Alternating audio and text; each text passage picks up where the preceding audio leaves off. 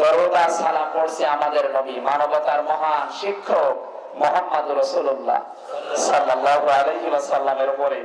আমার আজকের আলোচনার বিষয়, আমরা তেলাওয়াত করেছি সূরা মাউন। কোন সূরা? পরিচিত একটা সূরা। এখানে আমরা মনে করি যারা নামাজ পড়ে তাদের এই সূরাটা মুখস্থ আছে, কিন্তু এর ভেতরে যে কি আছে এটা হয়তো আপনি জানেন না, আর এই জন্যই আপনি তাফসীরুল কোরআন মাহফিলে এসেছেন নাকি? কোরআনে কারীমের 107 নাম্বার সূরা এটা। কত বলেন? মাত্র 7টা আয়াত আছে, একটা রুকু আছে, মক্কায় নাযিল হয়েছে, অক্ষর আছে 125টা, আর জমলা বা শব্দ আছে শুধুমাত্র 25টা। আমরা এই 25টা শব্দ নিয়ে আজকে আলোচনা করব 1-1.5 ঘন্টা যা সময় পাই। নবীজি জানিয়েছেন কেউ যদি সহিষ্ণুভাবে সূরা মাউন একবার তেলাওয়াত করে 125টা অক্ষর দিয়ে, ওর আমলনামায় 1250টা নেকি হয়। এখানে আজকে আসার পরে যদি কিছু না হয়, এখন তেলাওয়াত হওয়ার সঙ্গে সঙ্গে অন্তত আমলনামায় 1250টা নেকি হবে। এখানে জবান খুলে নেকি পাওয়ার নিয়তে পড়ে না, আউযু বিল্লাহি মিনাশ শাইতানির রাজিম, বিসমিল্লাহির রাহমানির রাহিম,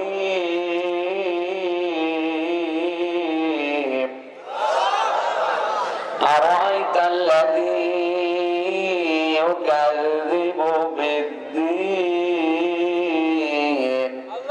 ফাযালিকাল্লাযী ইয়াদউল ইয়াতীম, ওয়ালা ইয়াহুদ্দু আলা তাআমিল মিসকিন, ফাওয়াইলুল লিল মুসাল্লিন, আল্লাযীনা হুম আন সালাতিহিম সাহুন, আল্লাযীনা হুম ইউরাউন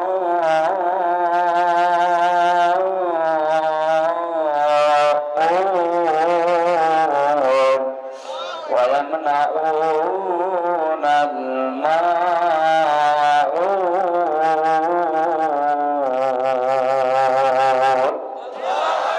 সাদাকাল্লাহুল আযীম। মনে আছে সূরা মাউন? কোন সূরা? আজকে আরাম করে শুনবেন এই 7টা আয়াত। 7 বছর পরে যদি এই ময়দানে আসি আপনি যেন বলতে পারেন, এরকম মন নিয়ে শুনবেন। এদিক ওদিকে তাকানো, কথা বলা, মোবাইলে সব বন্ধ। 1 ঘন্টা সময় দেওয়া যাবে না। আমরা একেবারে প্রথম থেকে শুরু করছি। জমলা বলেছিলাম কয়টা? জবাব দে।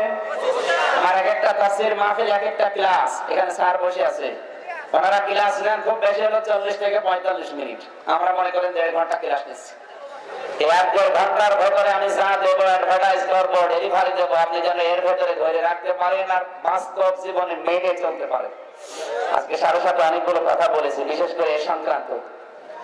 বাংলাদেশের মাহফিল গুলো এখন ওয়াজ মাহফিল, তাফসীর মাহফিল এগুলো ট্র্যাডিশন হয়ে দাঁড়িয়েছে। এগুলো তো ট্র্যাডিশন না, এগুলো মুসলমানদের জীবনের অবিচ্ছেদ্য বিষয়। আমাদের ঈমান তাজা করার জন্য, প্র্যাকটিক্যাল লাইফটা সুন্দর করার জন্য এরকম অনুষ্ঠান আমাদের দরকার, কারণ এগুলো নবীজি নিজে করতেন। সুবহানাল্লাহ বলতে পারেন না? শুধু এক কান দিয়ে শুনবেন আর এক কান দিয়ে বের করে দেবেন না। যা শুনবেন ওইটা যেন সকালবেলা প্রতিফলন ঘটাতে পারে, কারণ আপনার ঈমান আছে আমিও জানি। ওই ঈমান অনুযায়ী কাজটা দেখানো লাগবে। জান্নাত আল্লাহ যাদের জন্য বানিয়েছে তাদের ঈমান অনুযায়ী যাদের কাজ হবে তাদের জন্য। আপনার ঈমান আছে কিন্তু ঈমানের দাবি অনুযায়ী আপনি আমল করেননি, জান্নাত পাবেন না। জান্নাত যদিও পান একেবারে ফাঁকা পাবেন, কিচ্ছু পাবেন না। সুতরাং আজকে এই 7টা বিষয় এখান থেকে আমরা এমন ভাবে আয়ত্ত করে নিয়ে যেতে চাই, অন্তত মরণের আগে আজরাইল আসলেও যেন বলতে পারি যে আমার জীবনে 7টা বিষয় প্রতিফলিত ছিল। আউযু, এই শব্দ দিয়ে শুরু করলাম না, বলো না কেন? আউযু ভাবে নাসারা আনসুরু, বাংলা অর্থ দাঁড়াবে আমি আশ্রয় কামনা করছি, আত্মরক্ষা করছি। আত্মরক্ষা করার জন্য সবচেয়ে বড় মাধ্যম যুদ্ধের ময়দানে ঢাল। কি প্রতিপক্ষের আক্রমণ থেকে নিজেকে সেভ করার জন্য, বাঁচানোর জন্য ঢাল দরকার হয় না? বলুন, শয়তানের আক্রমণ থেকে এখানে অনেকে মুক্ত না। এই জন্য মাহফিলে বসার সময় আল্লাহ বলেন, বলো আমি আশ্রয় কামনা করছি, আত্মরক্ষা করছি বিল্লাহি, আল্লাহর কাছে, মিনাশ শাইতানির রাজিম, অভিশপ্ত বিতাড়িত মরদুদ শয়তান তার কুমন্ত্রণা দিয়ে যেন আমার এখান থেকে তুলে নিয়ে যেতে না পারে। সুতরাং আউযু বিল্লাহি মিনাশ শাইতানির রাজিম পড়ার পরে যদি কেউ চলে যায়, বুঝবেন ও শয়তান, এখনো শয়তান থেকে মুক্ত হতে পারেনি। দেখেন তো কোনটা ওঠে, ওই যে একজন যাচ্ছে, আউযু বিল্লাহ পড়া হয়নি, পড়েনি নাকি? না, পোশাক পায়খানার জন্য শুধু যেতে পারেন, বিড়ি খাওয়ার জন্য আজকে যেতে পারবেন না। অন্য মাহফিলে বিড়ি খেতে যাবেন। বিসমিল্লাহির রহমানির রহিম, আরম্ভ করছি ওই আল্লাহর নামে যিনি রহমান যিনি রহিম, দয়ালু মেহেরবান। এখানে আল্লাহর নাম আছে কয়টা? আপনারা ঘুমাচ্ছেন? তিনটা। আল্লাহ, রহমান, রহিম। আল্লাহর নাম কয়টা? আল্লাহর নাম কয়টা? 99টা। ওটা কায়দায় আছে। তাফসীরে মাসহারিতে আল্লামা সানাউল্লাহ পানিপতি রাহমাতুল্লাহ আলাইহি লিখেছেন, আমার আল্লাহর নাম 5000 এর উপরে। তাওরাতে আছে 1000, তাবুরে আছে 1000, ইনজিলে আছে 1000, লাউহে মাহফুজে আছে 1000, আর কোরআনে আল্লাহ দিয়েছেন 1000। কেউ যদি বিসমিল্লাহির রহমানির রহিম একবার পড়ে 5000 বার আল্লাহকে ডাকার সওয়াব আল্লাহ দিয়ে দেয়। জবান খুলে কোরআনের একটা আয়াত, একটা সূরা নম্বরের আয়াত, সবাই তেলাওয়াত করেন, বিসমিল্লাহির রাহমানির রহিম। 19টা অক্ষর দিয়ে সাজানো। একবার যদি কেউ 14 ভাবে বিসমিল্লাহ পড়তে পারে 190টা নেকি আল্লাহ লিখে দেয়। আর আয়াতা হরফে ইস্তেফহাম, এটা কিন্তু ওয়াজ মাহফিল, এটা তাফসীর মাহফিল। কোরআন থেকে কথা শোনা লাগবে, যেভাবে শুনতে হয়। আবার বলছি, এদিকে তাকান, একবারে নারী নক্ষত্র যা আছে সব আমরা টেনে বের করব। আর আয়াতা, আজকের আলোচনা যদি এই সূরাটা আপনি আয়ত্ত করতে পারেন, এরকম 10টা মাহফিল শুনেন, 10টা সূরা আয়ত্ত হলে আপনার নামাজের ভেতরে আনন্দ লাগবে। আপনি তো নামাজ পড়তে পড়তে ছেড়ে দেন, এই কারণে নামাজ আপনি মজা পান না। যারা নামাজে মজা পায়, নামাজ বোঝে যে কি বলছে, তামাম দুনিয়া দিলেও তাকে নামাজ থেকে আপনি ফেরত দিতে পারবেন না। আমার ঈমান কতটুকু আছে আমি জানি না, আমি যতটুকু পড়ি বুঝে পড়ি। আমার মনে হয় একত্র নামাজ কেউ যদি বলে পড়া যাবে না, বাংলাদেশটা তোমার দিয়ে দেবো, আমার যে ঈমান, এই ঈমানেও আমার মনে হয় সম্ভব না আমার বাংলাদেশ দিলেও একত্র নামাজ ছেড়ে দেবা। আমার চাইতে ঈমান তো আপনার আরো বেশি, আপনি তো সব বুঝে পড়েন নাকি? আপনার তো সারা পৃথিবী দিলেও ছেড়ে দেবেন না। এই জন্য ওরকম নামাজ পড়া লাগবে। যা বলছি ওরকম আমি বুঝি যে কি বললাম আল্লাহর সামনে দাঁড়িয়ে। আমাকে কিন্তু লাঠি দিয়ে পিটিয়ে বলাচ্ছেন, আমি নিজে মুখ দিয়ে বলছি। কথা বলো না কেন? এইভাবে শোনেন, এরকম 10টা মাহফিল শুনবেন, আপনার 10টা আয়াত, 10টা সূরা যদি আয়ত্ত হয়ে যায়, নামাজ কিয়ামতের আগ পর্যন্ত হায়াত পেলে আপনাকে কেউ ছাড়িয়ে দিতে পারবে না। কিছু কিছু মানুষ আছে শুধু রমজান মাস আসলে নামাজ পড়ে, আর বাকি 11 মাস পড়ে না, ছেড়ে দেয়। আমার তো আশ্চর্য লাগে, নামাজ ছেড়ে দেয় কি করবে?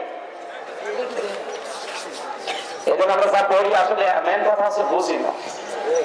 আর আয়াতটা হরফে ইস্তেফহাম, প্রশ্নবোধক চিহ্ন, ইন্টারোগেটিভ সেন্টেন্স, এটা আল্লাহ তাআলা প্রশ্ন দিচ্ছেন, মনে করেন আপনাকে। আর আয়াতটা, যেহেতু কথাটা নবীকে আল্লাহ ইঙ্গিত দিয়ে জানিয়েছেন, সুতরাং নবী দিয়ে আগে বোঝায়। আর আয়াতটা, হে নবী আপনি কি দেখেছেন? আর আয়াতটা, মানে চোখ দিয়ে দেখা, ইউকাযযিবুবিদ্দিন, ওই মানুষগুলোকে দেখেছেন যারা কিয়ামত বিশ্বাস করে না। নবীজি বলেন, আল্লাহ কই? আমার আশপাশে যারা আছে, আমার সাথে নামাজ পড়ে, রোজা রাখে, ইফতারি করে, কাবা শরীফ তাওয়াফ করে, কোরবানি দেয়, মাথায় পাগড়ি দেয়, টুপি মাথায় দিয়ে থাকে, দাড়ি রাখে, জুব্বা গায়ে দেয়, মনে হয় এরা কিয়ামত বিশ্বাস করে। কিয়ামত বিশ্বাস করে না এরকম মানুষ তো আমি খুঁজে পাই না।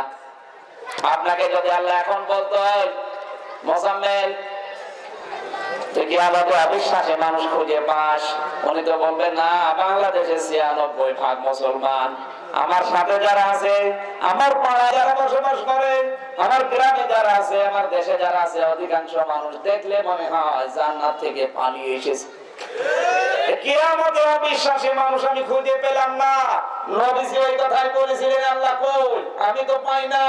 তখন আল্লাহ ৬টা গুণ দিলেন। এই ৬টা গুণ যাদের ভেতরে আছে, হে নবী, ওরা নামাজ পড়তে পারে, রোজা রাখতে পারে, খাতনা করতে পারে, কুরবানি দিতে পারে, আপনার সাথে ইফতারি করতে পারে, কিন্তু ওরা কিয়ামত বিশ্বাস করে না। বাংলার মুসলমানেরা কিয়ামত বিশ্বাস যদি কেউ না করে জান্নাত পাবে? আরো জোরে বলেন পাবে? গুরুত্বপূর্ণ বিষয় তাওহীদ, রিসালাত, আখিরাত। এটা যদি কারো ভেতরে না থাকে তার জীবনও পরিচ্ছন্ন হওয়া সম্ভব না। কিয়ামত অনেক কঠিন বিষয়, জবাব দেওয়া লাগবে। এই বিশ্বাস, এই টেন্ডেন্সি তৈরি করা লাগবে। এটা যতদিন পর্যন্ত বাংলাদেশে কায়েম না হবে ততদিন অপরাধ মুক্ত করা মানুষকে সম্ভব না। কারণ আপনি সামনাসামনি র‍্যাব দিয়ে দুদক দিয়ে করবেন, গোপনে ঘুষ খাবেন, বলেন আপনি পারবেন না। এই জন্য এইটা তৈরি করতে কিয়ামতের বিশ্বাস লাগবে। আল্লাহ এই জায়গায় আঘাত দিয়েছিলেন। কোন আয়াত বুঝতে হলে তার শানে নজর লাগে। কি লাগে? শানে নজর মানে আয়াতটা নাজিল হওয়ার প্রেক্ষাপট। এটা নাজিল হয়েছিল মক্কা এবং মদিনায়, দুই জায়গায়। কেন মদিনায় নাজিল হয়েছে তার বাস্তব প্রমাণ হযরতে আনাস রাদিয়াল্লাহু তাআলা আনহু।